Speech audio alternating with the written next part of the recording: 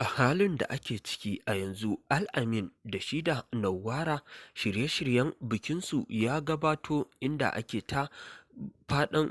ta ƙarin bayani wajen gawurtaccen wannan biki da za a sha na Al-Amin da Nawwara, amma kuma katsam sai ga Al-Amin ya kama Nawwara tana waya da kuma direbanta,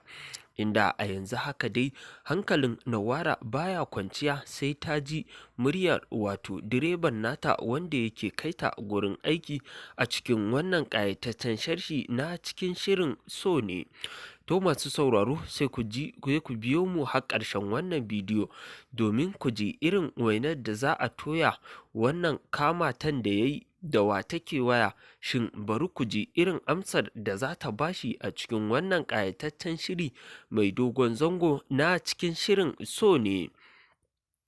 To mai sauraro, kafin mu shiga sharshinmu kai tsaye, muna roƙonka idan yau shine shigowarka wannan tasha tamu ta farko, da ka daure ka danna mana subscribe, kana ka daure ka danna mana alamar ƙararrawa. Ta haka ne za ka rinka samun sabbin shirye-shiryenmu da zarar mun ɗora a cikin wannan ƙayatacciyar tasha tamu ta DM Hausa 24,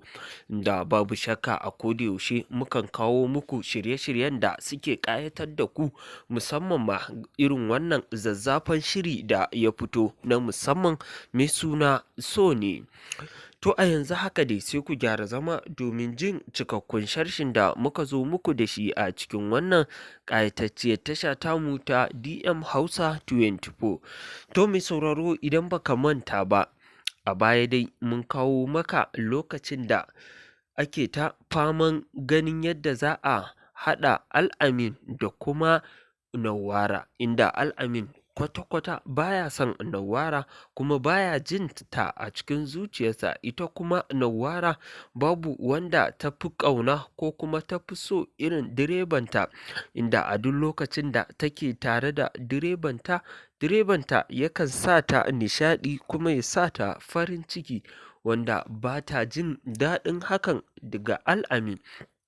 inda a ranta take jin Al-Amin kwata-kwata baya burge ta, amma kuma ga direba yana burge ta, abin da ya kasa ba ta ƙwarin gwiwa kenan, inda har yanzu dai tana tunanin cewa za ta iya gaya wa wannan direban nata tana son shi, ko kuma dai tana matuƙar son shi. To dai masu sauraro, kada ku sha'afa, kada ku manta,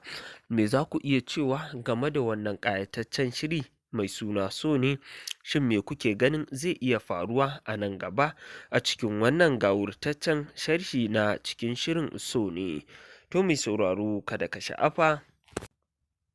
To mai sauraro, da haka muka kawo maka ƙarshen wannan ƙayataccen sharhi na cikin shirin so ne. Idan kuna bibiyar mu, za mu rinka kawo muku sababbin shirye-shirye irin na cikin shirin so ne.